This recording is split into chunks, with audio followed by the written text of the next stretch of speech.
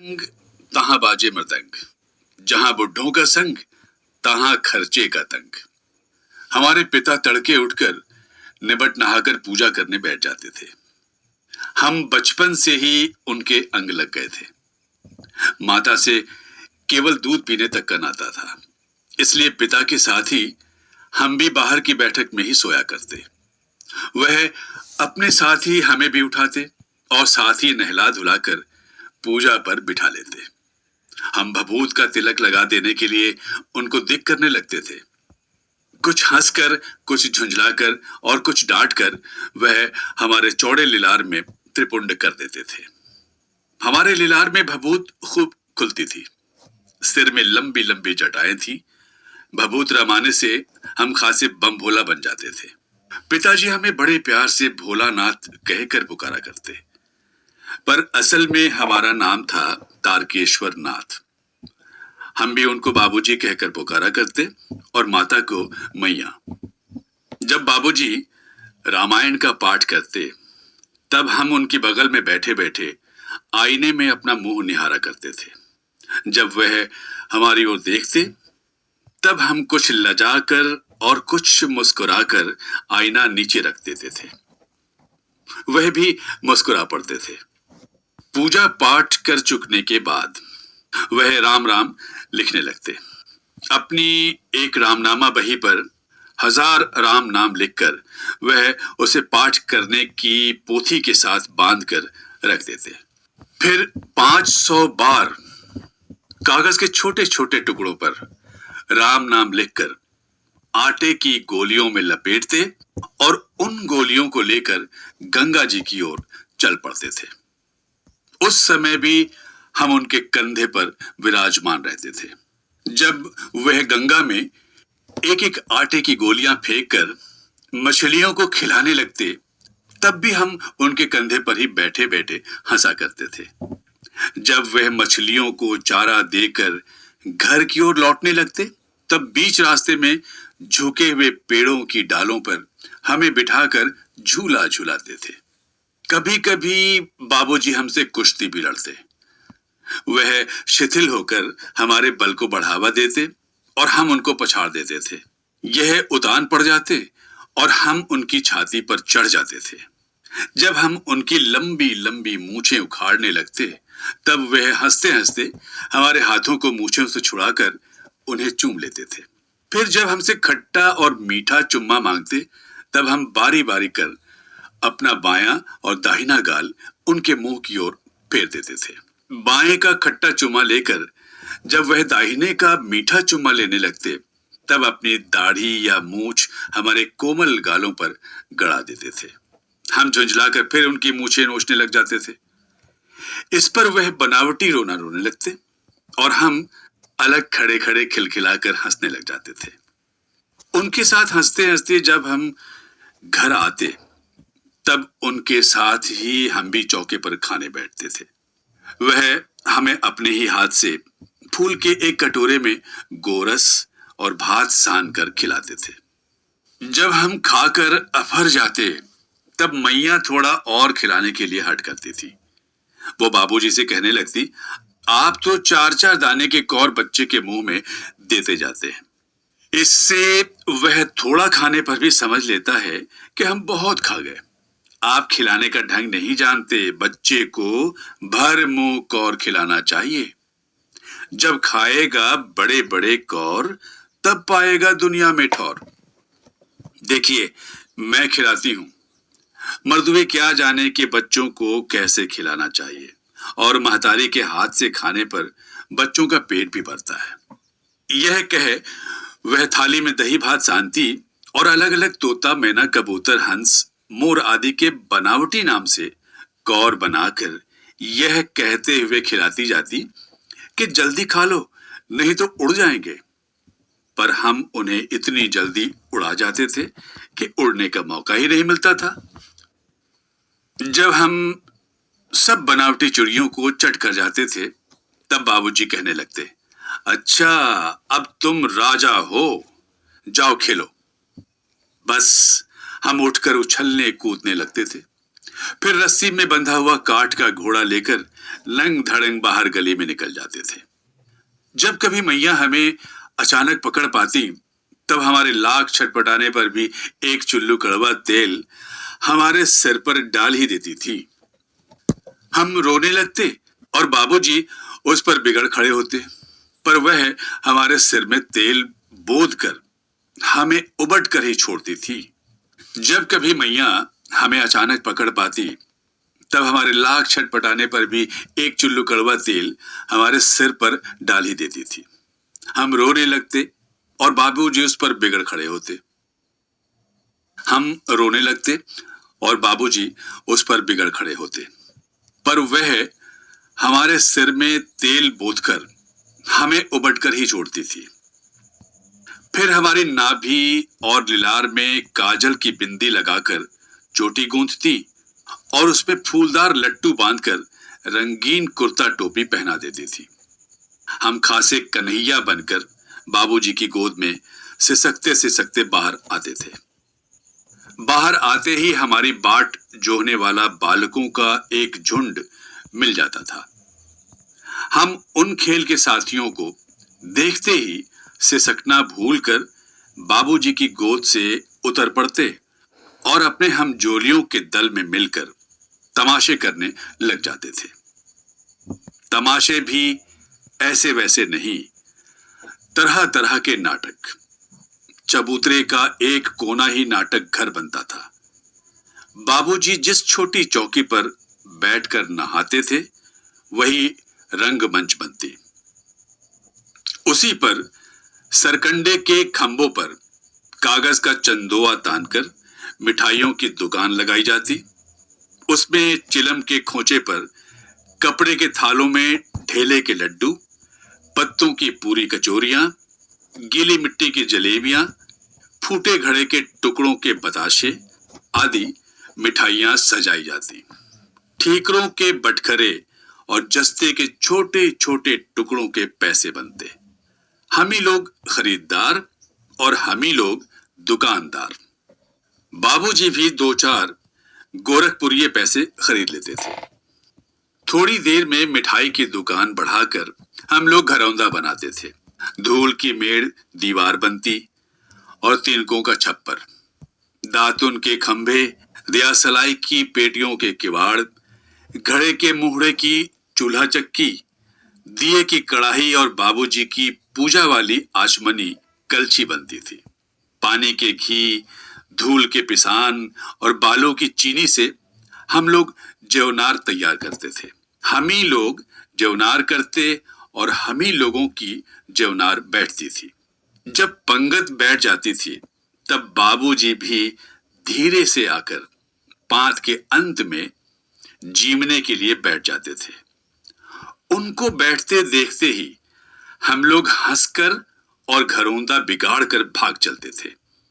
वो भी हंसते हंसते लोटपोट हो जाते और कहने लगते, फिर कब भोज होगा भोलानाथ। वह भी हंसते हंसते लोटपोट हो जाते और कहने लगते, फिर कब भोज होगा भोलानाथ। कभी कभी हम लोग बारात का भी जुलूस निकालते थे। कनस्तर का तंबूरा बजता, अमोले को घिसकर शहनाई बजाई जाती, टूटी चूहेदानी की पालकी बनती। हम समधी बनकर बकरे पर चढ़ लेते और चबूतरे के एक कोने से चलकर बारात दूसरे कोने में जाकर दरवाजे लगती थी। वहां काठ की पटरियों से घिरे, गोबर से लिपे, आम और केले की टहनियों से सजाए हुए छोटे आंगन में कुल्हिए का कलसा रखा रहता था। वहीं पहुंचकर बारात फिर लौट आती थी। लौटने के समय खटोली पर लाल ओहार डालकर उसमें दुल्हन को चढ़ा लिया जाता था। लौट आने पर बाबूजी ज्यों ही ओहार उघार कर दुल्हन का मुख निरखने लगते, त्यों ही हम लोग हंसकर भाग जाते। थोड़ी देर बाद फिर लड़कों की मंडली जुट जाती थी। इकट्ठा होते ही राय जमती कि खेती की जाए।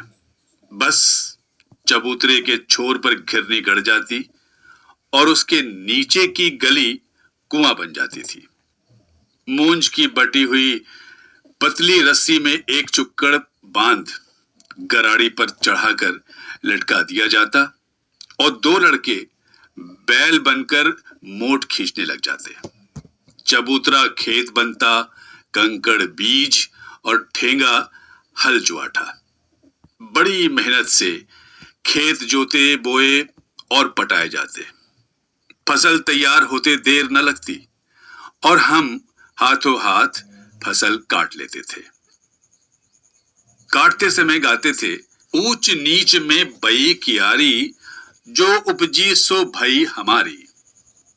फसल को एक जगह रखकर उसे पैरों से रौंद डालते थे।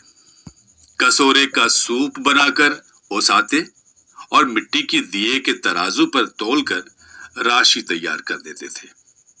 इसी बीच बाबूजी आकर पूछ बैठते थे, इस साल की खेती कैसी रही भोलानाथ? बस फिर क्या, हम लोग ज्यों का त्यों खेत खलिहान छोड़कर हंसते हुए भाग जाते थे। कैसी मौज की खेती थी। ऐसे ऐसे नाटक हम लोग बराबर खेला करते थे। बटोही भी कुछ देर ठिठक कर हम लोगों के तमाशे देख लेते थे। जब कभी हम लोग ददरी के मेले में जाने वाले आदमियों का झुंड देख पाते, तब कूद कूद कर चिल्लाने लगते थे, चलो भाइयों ददरी, सातु पिसान की मोटरी। अगर किसी दूल्हे के आगे आगे जाती हुई ओहारदार पालकी देख पाते, तब खूब जोर से चिल्लाने लगते थे, रहरी में रहरी पुरान रहरी, डोला के कनिया हमार मेहरी। इसी पर एक बार बूढ़े वर ने हम लोगों को बड़ी दूर तक खदेड़ कर ढेलों से मारा था। उस खसूट खब्बीस की सूरत आज तक हमें याद है। न जाने किस ससुर ने वैसा जमाई ढूंढ निकाला था। वैसा घुड़मुहा आदमी हमने कभी नहीं देखा।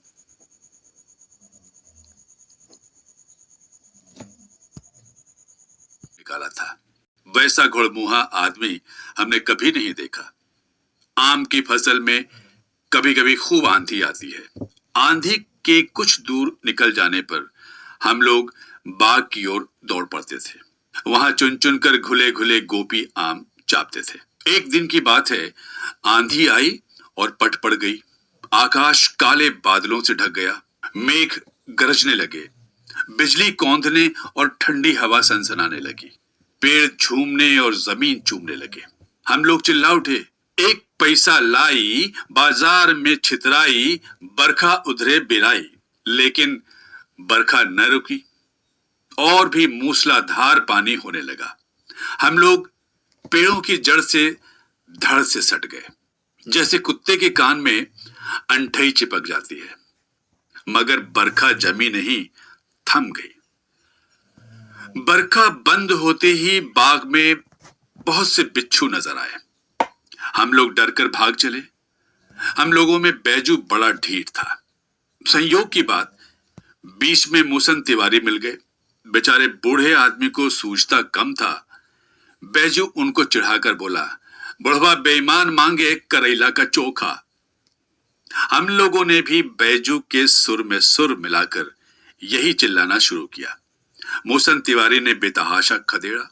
हम लोग तो बस अपने अपने घर की ओर आंधी हो चले। जब हम लोग न मिल सके, तब तिवारी जी सीधे पाठशाला में चले गए। वहां से हमको और बैजू को पकड़ लाने के लिए 4 लड़के गिरफ्तारी वारंट लेकर छूटे। इधर ज्यों ही हम लोग घर पहुंचे, त्यों ही गुरुजी के सिपाही हम लोगों पर टूट पड़े। बैजू तो 9-2-11 हो गया। हम पकड़े गए। फिर तो गुरुजी ने हमारी खूब खबर ली, पर हम दुलारने से चुप होने वाले बाबूजी ने यह हाल सुना। वह दौड़ते हुए पाठशाला में आए, गोद में उठाकर हमें पुचकारने और फुसलाने लगे। पर हम दुलारने से चुप होने वाले लड़के नहीं थे। रोते रोते उनका कंधा आंसुओं से तर कर दिया।